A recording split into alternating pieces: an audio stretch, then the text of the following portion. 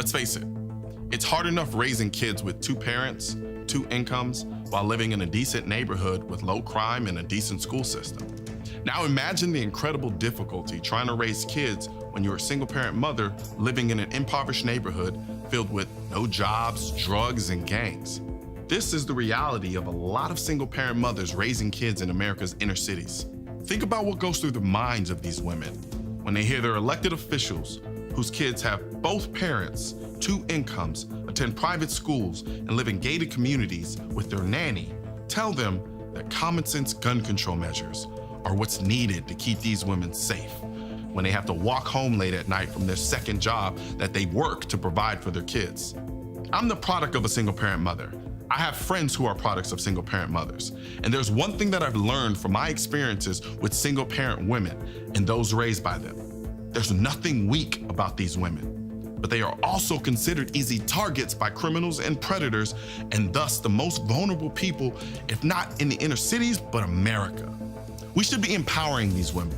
Instead, gun control activists tell these women to depend on police response times, which are a joke in these places, or to depend on criminals obeying ineffective gun control laws passed by politicians who only care about looking like they care about improving the conditions in the inner cities, when they really don't. As single parents, there's so much these women are already forced to depend on. They have to depend on family members to babysit, sympathetic daycares to stay open late, public transportation to get to and from work. They have to depend on underfunded and broken school systems to give their kids a proper education. Instead, you tell them as women, you shouldn't own a gun to protect your family because it'll just be used against you. Because we're okay with you raising 3 kids on your own, but as a woman, you are totally incapable of using a gun to protect yourself and those kids. Most of these inner cities already have strict gun control laws, but gun control politicians keep insisting that this time, gun control law number 329 is gonna keep you safe, even though she has no clue what gun control laws 1 through 328 are because she's too busy trying to raise 3 boys by herself and prevent them from becoming another statistic. It's hard enough as a lawyer to understand the current gun laws.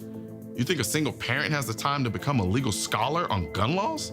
She just wants a gun to protect herself and her family.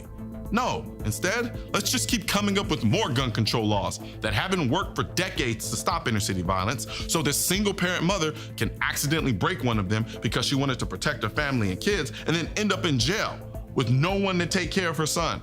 Then when she gets out, she can't find a job now because she has a record.